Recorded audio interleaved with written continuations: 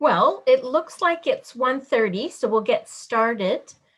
Greetings, and thank you for joining Esri partner EOS Positioning Systems and 4 of our mutual customers as they describe their mobile workflows and experience with the EOS Arrow equipment and ArcGIS applications. In this session, it's intended to be interactive, so please use the Q&A and chat panel to ask our guests questions. And as with all sessions, this will be recorded and available for playback to all registered attendees until August 1st. Please join Esri and EOS Positioning Systems in welcoming our guest speakers. I'm going to hand things over to Sarah at EOS, who's going to explain how the extended Q&A session and live demo will work. Sarah? Awesome. Thank you so much, Fiona. So I won't talk long because I know that our guests today have a lot of great content to show you and a lot of great expertise to share with you. But I want to note that any questions we don't get through in this live session, we'll take over to a live demo. I've posted that link in the chat, but I'll repost it again when we get to the Q&A portion of this. So with that, I'm going to pass this off to our first speaker, Karen Stewart. Great. Thank you so much, Sarah. Hi, everyone. I'm Karen Stewart and the CIO for the City of Maple Ridge. I'm very pleased to be presenting with this great group of intelligent people. Maple Ridge was incorporated as a district municipality on September 12th, 1874. It covers an area of 130 square kilometers, and our population is 91,222 people. The 5-year growth rate is 8.2%, and we are now a city. We are 35 kilometers to the US border and 40 kilometers to the city of Vancouver. Since we are bounded by the Fraser River on the south and the agricultural land reserve to the north and east, we have a very narrow corridor available for development. We are a community-oriented municipality that holds many festivals and events and draws many outdoor enthusiasts who enjoy our beautiful parks and over 250 trails. As you can understand, it is important for us to manage all of that infrastructure and our beautiful parks effectively. We utilize Arrow 100 GNSS receivers in parks, planning, operations, and IT. Typically, we use them with ArcGIS Collector, or now ArcGIS Field Maps. In the field, we have used Panasonic ToughPads, although we are now moving towards smaller units such as Android tablets and iPads. For example, we utilized an Android tablet to collect the rough location of accessible parking spaces. This was completed by an elderly volunteer resident. As part of an initiative to provide seniors with resources, the solution was low cost, easy to learn, and to use. Based on this experience and the positive feedback from the volunteer, we realized that these types of tablets are much easier to support. The only challenge we encountered was that the volunteer was overly ambitious and engaged, so much so that he roamed and collected locations outside of the study area. His experience also generated a lot of good ideas for future work, and we all think that he found the work very rewarding and good for his social health. With our vast rural land base, we also had to focus on disconnected editing for some field processes.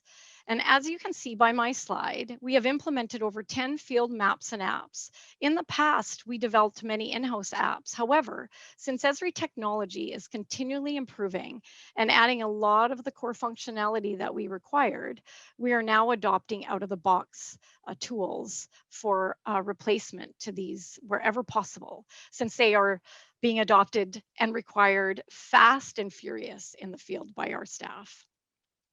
Currently, our Parks Department are using the Parks Asset Management app via ArcGIS Collector to collect and manage a comprehensive database of their assets, including public art, benches, bike racks, on-site lighting, picnic tables, trails, trail signs, paths, and more.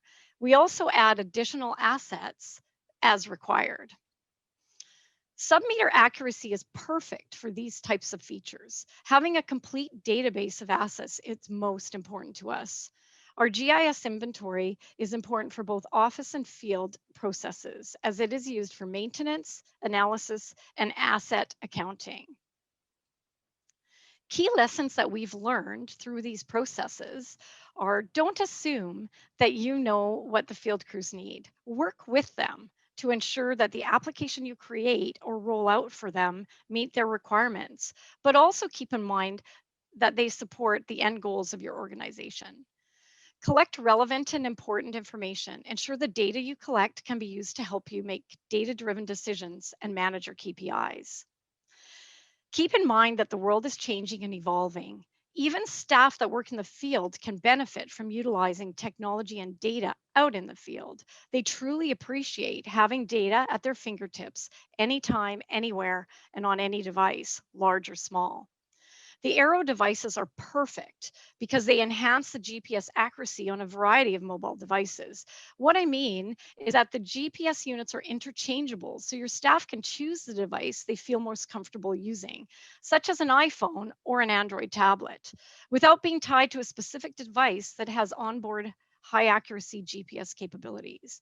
If you require versatility, you can also interchange the Arrow units between the Arrow Gold and the Arrow 100s, which we use, based on the task or accuracy requirements, while still using the same mobile device.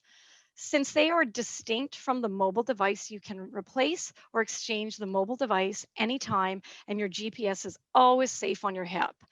And they also fit right in the safety vest pockets of our staff, which frees staff to focus on their work without worrying about carrying the equipment around, and they love that. I'm looking forward to the question and answer period. You can feel free to ask me about best practices for deploying your GIS solutions, managing various GIS deployments across a myriad of municipal teams and departments, or even organizations outside of your city hall, determining which field products need high accuracy, or choosing which apps are best for which projects, authoring GIS web maps, and the importance of integrating with your valuable business systems. Now, I would like to introduce you to Mike Colliers from Colliers Engineering Design. He will give you an idea of how their consulting firm helps different organizations implement GIS and GNSS solutions for their customers. Thank you, Mike. Awesome. Thank you, Karen. So good afternoon, good morning, good evening, I suppose, wherever you may be. My name is Mike Colliers. I'm the Northeast Regional GIS Manager for Colliers Engineering and Design, and am based out of our Red Bank, New Jersey headquarters office. I've been with CED for 6 years, but have been working with GIS software and GPS and GNSS technology for over 16 years. I'm here today to discuss our experience using EOS's Arrow GNSS receivers paired with Esri's mobile apps, including Field Maps, Collector, Survey123, and more. I manage a team of GIS professionals who assist our internal and external clients with implementing GIS-based solutions with the goal of improving access to data and maps while increasing efficiency and streamlining daily business processes. 16 years ago, GPS field mapping required a lot of preparation and planning. It was time consuming and could be extremely frustrating. I had to check satellite constellations and positions days before my field work just to figure out what the best time to collect that GPS data was. Then I had to sit back and hope that the weather complied for that specific day. Once the data was collected in the field, I had to download GPS or base station data, and then in post-process my field data to improve the positional accuracy. Then I could export it to GIS. This entire process took days, even weeks, before I had data that I could include in my maps and use for analysis. On the best of days, I was happy to get data that was accurate to 3 to 6 feet horizontally. Recent advances in GPS and GNSS hardware and technology combined with improved cellular networks and the proliferation of smart devices have significantly improved the process of using GNSS to map their data in the field. We're now able to collect highly accurate location data in significantly less time. And oh yeah, this data is going to get imported directly into your GIS. in real time. The specific project that I'll be referencing today was for the city of Rahway, New Jersey. The city had legacy mapping of their sanitary sewer and stormwater conveyance systems, but these maps were based off of historic maps from the 1950s and were not current or complete. The city hired our team to map the location of all surface features associated with these systems and required that these assets be mapped to within a few inches of the actual location in the field. Our teams were equipped with EOS Arrow Gold antennas paired with Apple iPads running Esri's Field Maps mobile application. Our Arrow Golds were connected to RTK to improve the real-time accuracy, eliminate the need for differential correction in the office, and allow us to feed the data directly into the city's GIS. This real-time approach allowed us to prepare a field status dashboard, which we shared with our clients so that she could view our project status at her convenience. We also used the status dashboard internally to monitor the project from the office. The end result of this project was that we mapped over 5,000 assets with centimeter level accuracy in less than 180 hours of field time. You can see a screenshot of the dashboard on this slide. So these gauges and metrics are all interactive. As you're submitting data in the field, these dashboard metrics are updating. So one of my favorite aspects of my job is performing GIS needs assessments for our clients, as this allows me to meet with them to look at the big picture of their organization's current processes and identify where GIS can be used to improve these current conditions. CED completed our transition from Collector to Field Maps in December of 2020. I know that this migration may make some folks nervous, but I'm here to say that for us, the transition was fairly seamless. Moving from paper-based to digital workflows for inspections and data capture is one of the easiest and most tangible benefits from implementing GIS. I'm very familiar with Esri's mobile apps, EOS hardware and software, RTK, laser rangefinders, and more. So I look forward to answering any questions that you may have related to these topics. Now I'll turn it over to Josiah from ADF Haiti, who will tell you more about their mission and how they're using EOS equipment and GIS software to strengthen local organizations in Haiti.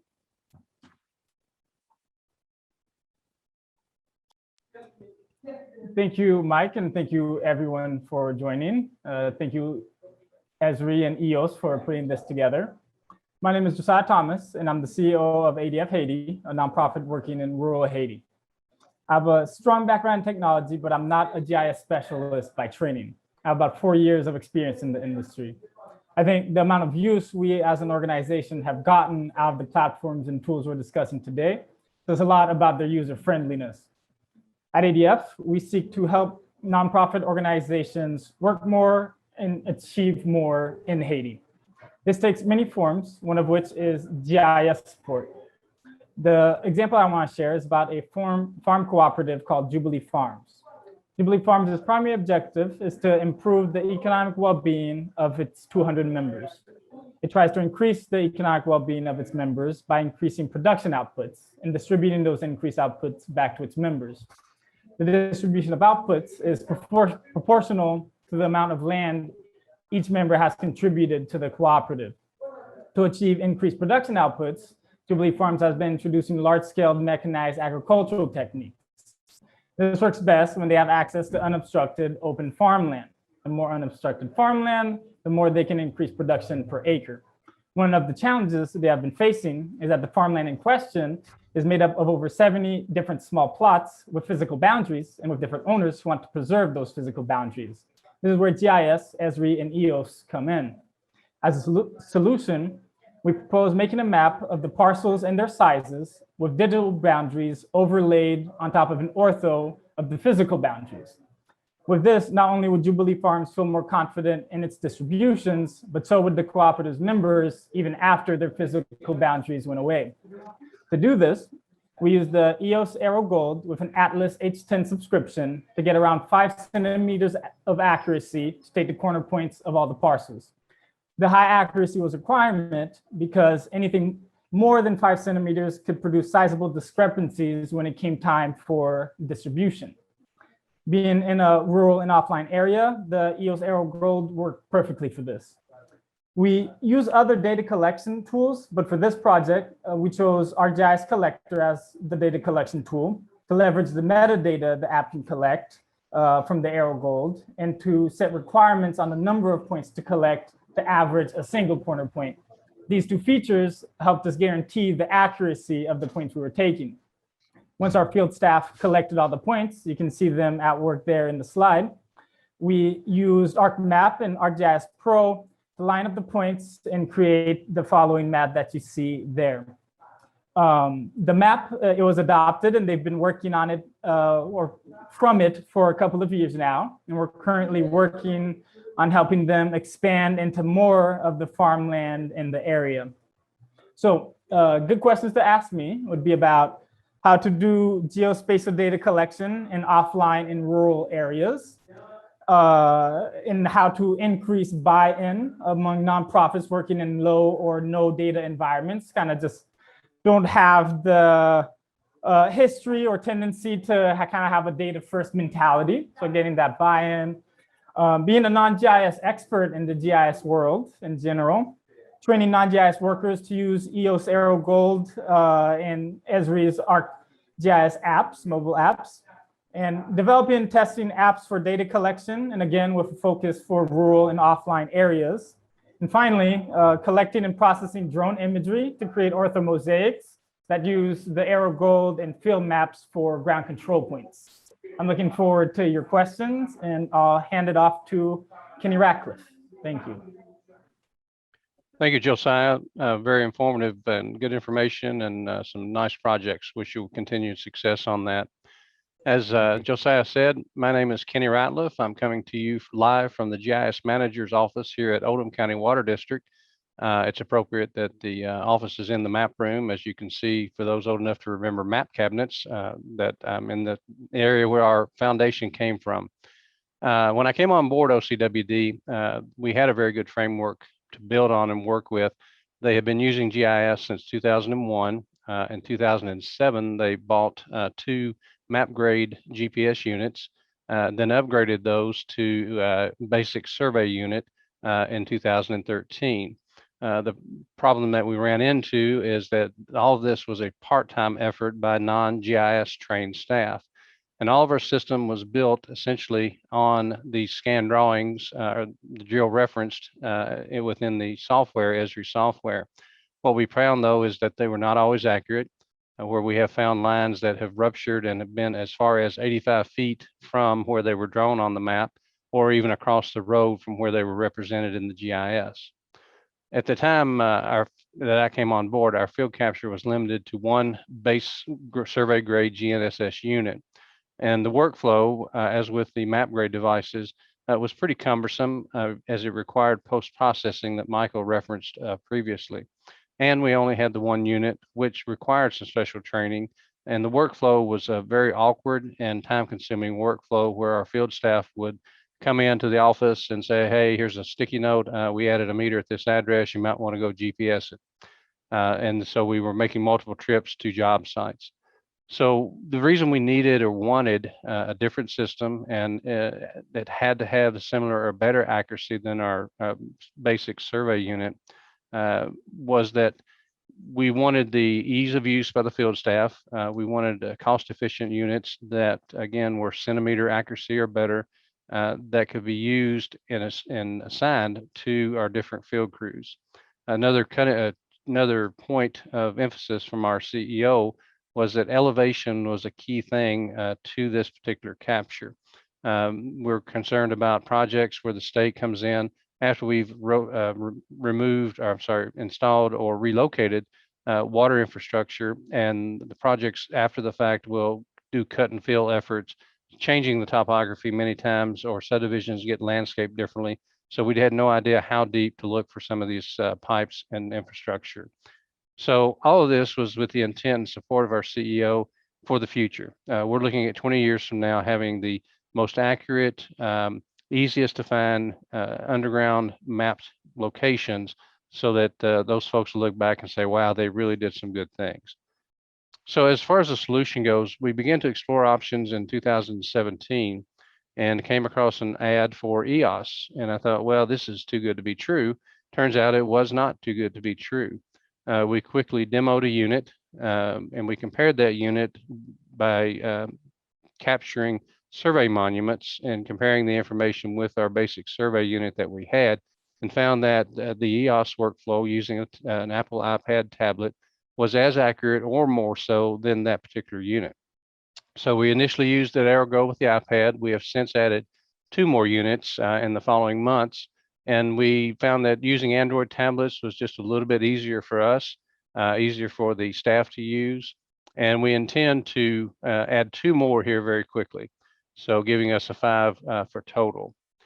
Our results, and we use the EOS apps, I'm sorry, the EOS device with field maps, which we have migrated to totally, and Survey123.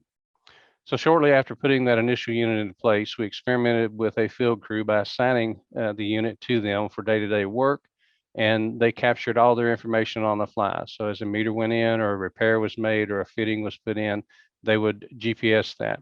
And we conducted a return on investment study and found that we could reduce our meter installation cost alone by 50%. So in the 3+ years of use, we have collected and archived more than 7,000 GNSS points at centimeter grade or better. All new installations, we have new subdivision expansions and so forth, cross-country lines that are going in. All these are captured at centimeter accuracy thanks to the EOS devices. So every bell that we connect on the mains gets collected, as well as all the fittings, the valves, the hydrants, and the meters. And as I said, we're adding 2 more units that will be assigned to our construction inspector, who is on site with these crews, as well as with our 811 locating crews when we go out and pothole for discovering where, or assuring where our infrastructure is. Once we can confirm that, we will GPS that as well. So what you can ask me about going forward, certainly about our workflows from field to office. We do not allow our staff to edit infrastructure layers directly. So we use a field comms hosted map service. Field communications is the name of it, where they will capture that, and I will digitize that into our system and then archive the point that they collected. And we can then go back in one of those 7,000 points and look for any pictures that were taken, perhaps if we're wondering what was installed or what that looked like. We have migrated to field maps exclusively, and the Arrow works seamlessly with that. We also had developed an application we call Flush 2.0 that starts in field maps. We use our unit to collect our hydrants to verify their location as we're going along, and we have hyperlinks into Survey123 to input that flushing data. So one of the other things you can ask me about is my passion working with rural water organizations. We support a number of those in trying to get them from where they are in existing or their further use or even beginning uses of GIS. And this is one of the processes that is very cost efficient for a lot of these rural water districts.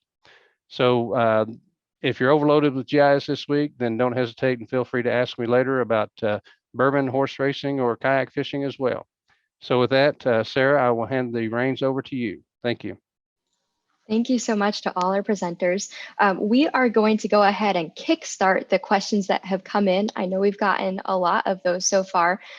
We will start that, and then again, I'm going to post once more in the chat a link where you can join all 4 presenters with our Chief Technology Officer, and we'll answer the remainder of questions that were asked in an additional half hour right after this. So with that, I'll pass to Fiona, actually, who will have the first question. Yeah, there's been lots of questions coming in and some really interesting and technical questions.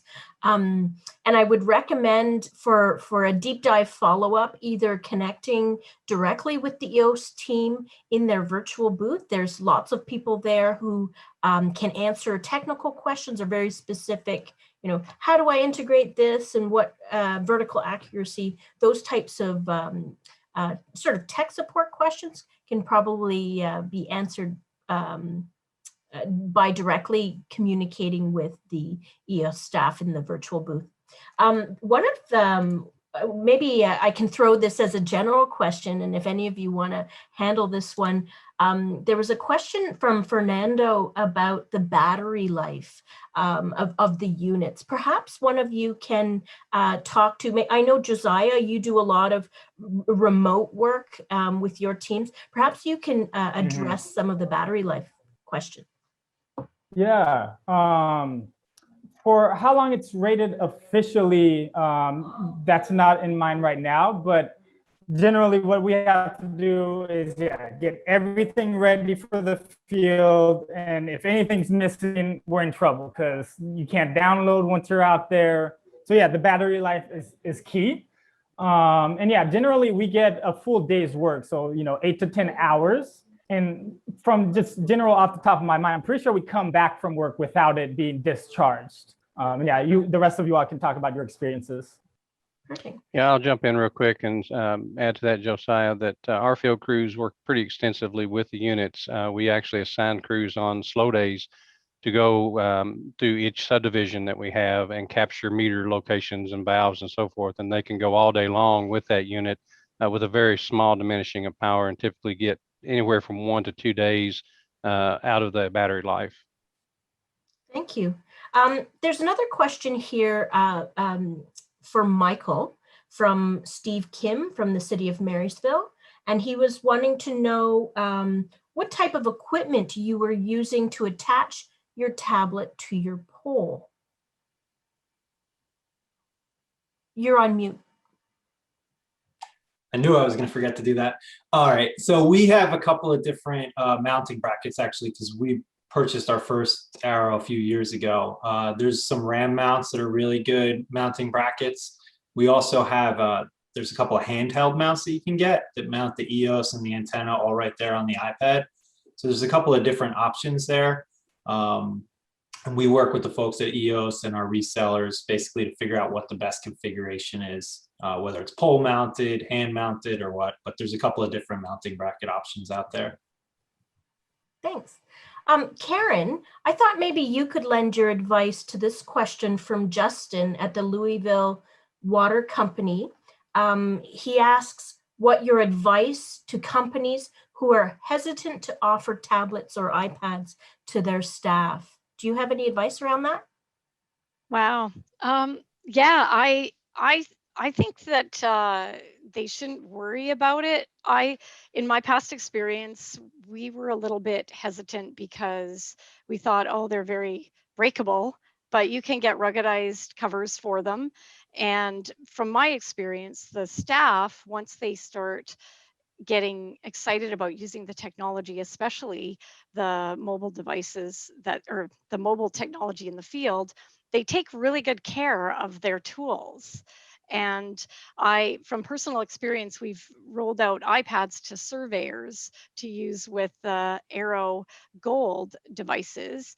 And the surveyors thought they were the best thing since sliced bread, I guess. They took such good care of them. So I think just communicate with them, talk to them about the great things they can do with them. And I don't think you need to worry because there are the precautions that you can take with the ruggedized cases for them. Right.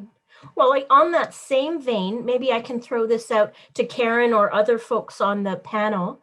There's a question from Jennifer here where she says, is there a preference for either Android or iOS devices? And maybe you can speak to your own staff or your project implementations. Like, has there been a preference for one of these devices, ease of use, etc., that you've noticed? I definitely vote iOS. I don't know how everyone else goes. I've used both. And we experimented with the iOS to begin with. It was a configuration thing on our end with our RTK network that we have available, that it just made it a little easier and more precise elevation wise to go with the Androids in the long term. Yeah, we prefer the iOS devices. I think it might come down to what you use in your personal life. I found a lot of times too, what you're more comfortable with. But one of the things I was interested in working with the 4 folks on this panel was hearing, I think we were split Android and iOS. So Right. I use Android personally and probably wouldn't switch, but for connecting to the EOS and working with it, I find iOS is the way to go. Well, sounds like a hot topic for debate. Yeah. I'm going to hand things over to Sarah. Just we have 1 minute left of this session, but the chat continues. And if we didn't get to your questions, we're happy to continue on in the Q&A extended. Sarah? Yeah, we might get cut off here, but I've posted a link in the chat to our live demo. You can also go to our landing page in the EOS, or sorry, the EOS page in the Esri Expo Center. Go to live demo. You'll see all of our faces right there with our CTO in about 10 minutes. So we hope to see you there. We've got all the questions asked and we'll continue. Thank you so much. And thank you to our speakers. Thank you to Fiona for hosting us. Thank you to Esri, and we will see you soon. Come over to the next session. Thank you. Thanks, everyone.